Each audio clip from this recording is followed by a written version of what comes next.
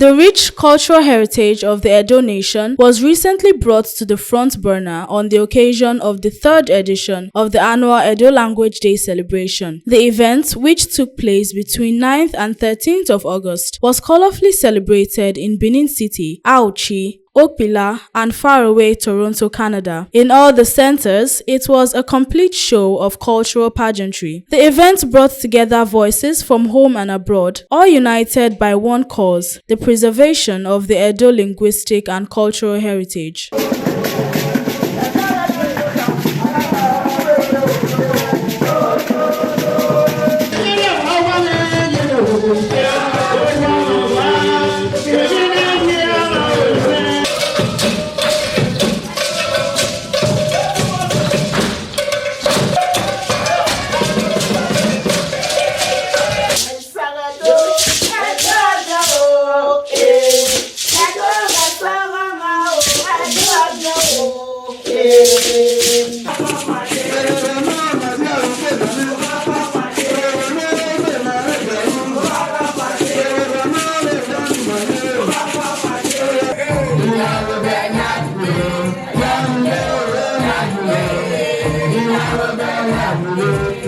Setting the tone for this year's celebration, the global coordinator of the initiative, Mrs. Nekpen Obasoge, stressed the importance of cultural stewardship. She noted that the initiative was part of efforts to instill Edo cultural values on the people and stimulate social awareness of the use of the native language. The annual Edo Language Day worldwide is a part of our efforts to instill in our children our cultural values and encourage the Benin descendants worldwide to adopt cultural stewardship by preserving and reclaiming what belongs to us, our culture, our history, our arts, and our linguistic heritage.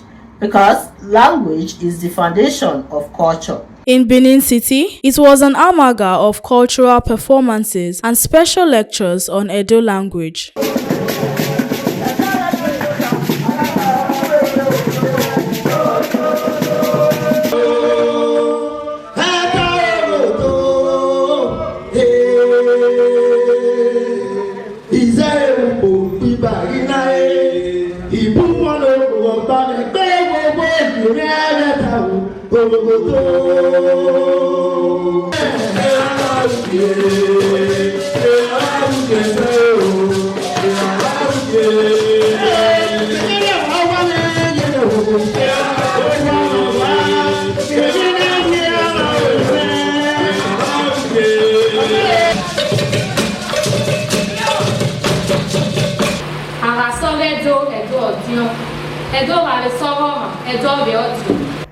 This year's theme, the voices of our ancestors, preserving the Edo linguistic heritage, resonate deeply within each of us as we come together to celebrate and preserve the cultural legacy of the Edo people.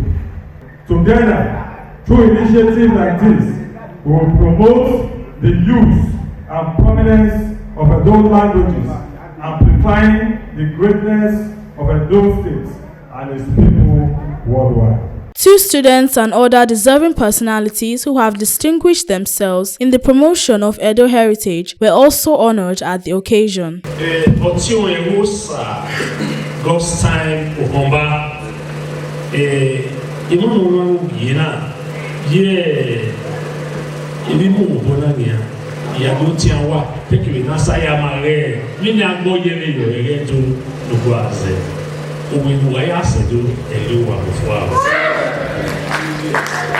In Toronto, Canada, the event drew an impressive lineup of dignitaries. Among them were the Edo State former First Lady, Mrs. Betsy Obaseki, Honorable Jean Augustine, Canada's first black female member of parliament, former Ontario legislator Faisal Hassan, Dr. Harris Enabulele from New Jersey, Prince Ephraim Odiakosa Wamboke from Washington, D.C., as well as Miss Vera Eniso Ogiorumwai and Itohan Eva. The ceremony was a moment of reflection for the people as they took turns to extol the sterling legacies and cultural heritage of the Edo nation.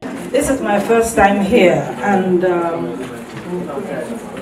I have sat down there very, very impressed with this initiative. And I've been sitting down there regretting that I didn't get to know, I wasn't acquainted with this event whilst serving as governor's wife. If I knew that this was going on anywhere in the world, I would have been a strong partner. I would have used the platform as governor's wife to support this program and make it bigger. Now, moving from subgrouping, the language, like I mentioned earlier, our people, we are forced to learn the language we do not have ancestrally. Today, if you come to Onitsholana, my home place today, and Nanyama, if you look into their words, you'll find out that every word we have, most of the words we have are still Benin words embedded in our own language. Not Igbo language, not Igbo words. That is why we're gathered here today, to celebrate Edo culture and to speak about sustainability and how do we sustain that. As introduced, my name is Itoanye Vagaru. I'm a proud daughter of the Benin Kingdom. Very, very proud to be from Edo State. I was born and raised here in Canada, but I've lived in Edo State. Spent my time there. My father is there. I'm a very, very, very proud daughter of the soil. I've been to Benin a couple of times, but the most amount of time I spent in one sitting is almost 2 years in Benin City. You know, I did my Waya Kineko and Jam there, you know, and it was, I will never forget, you know, I'll never forget going there and having to figure out stuff for myself, especially when it came to Jam. You go to another center in Benin, it was one random school like that. It was interesting, but it was humbling.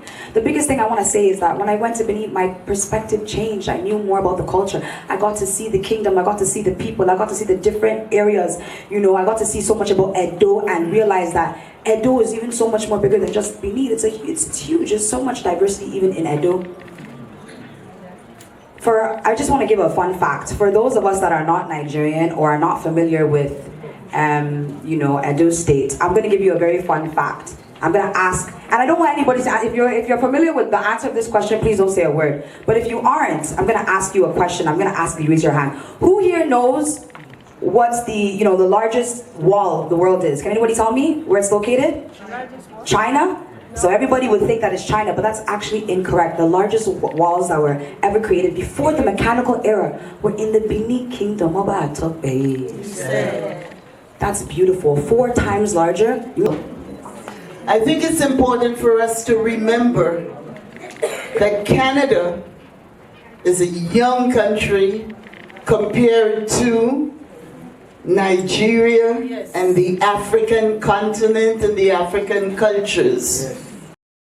It was in 1971 that Canada declared that it was a multicultural, multiracial, multi-ethnic.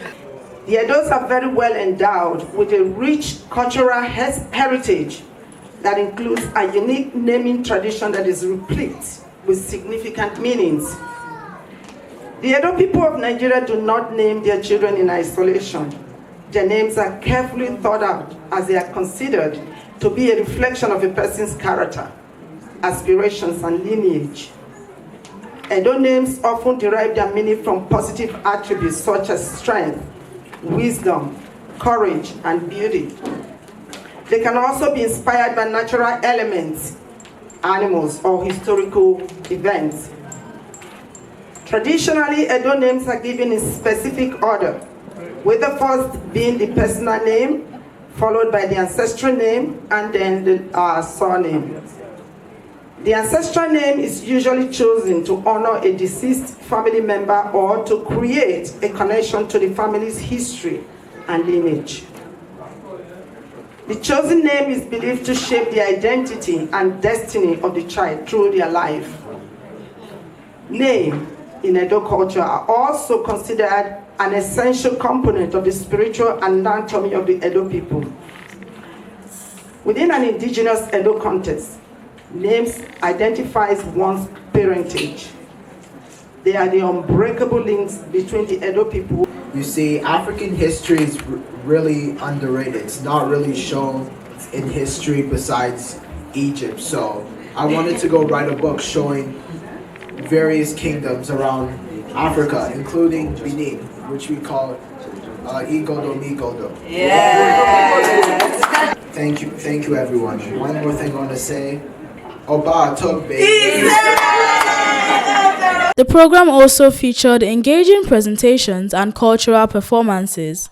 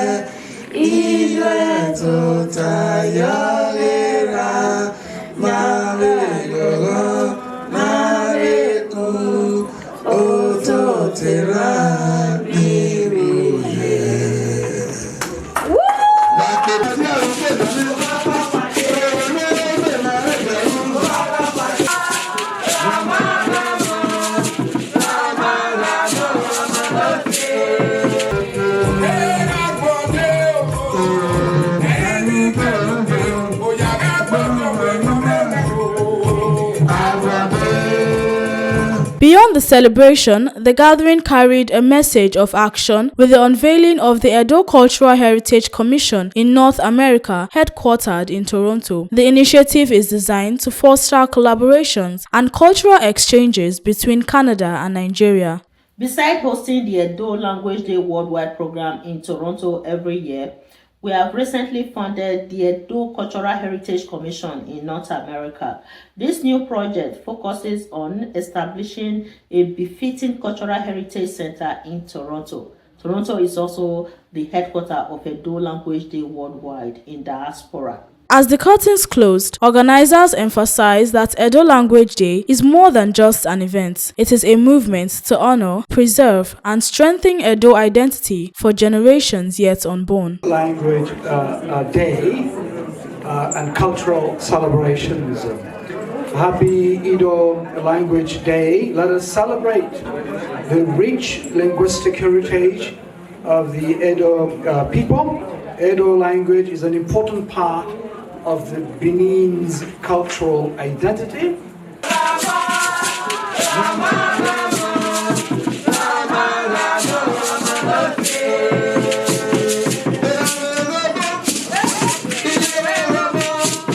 Dorothea Okoduga reporting for VOS TV News, Benin.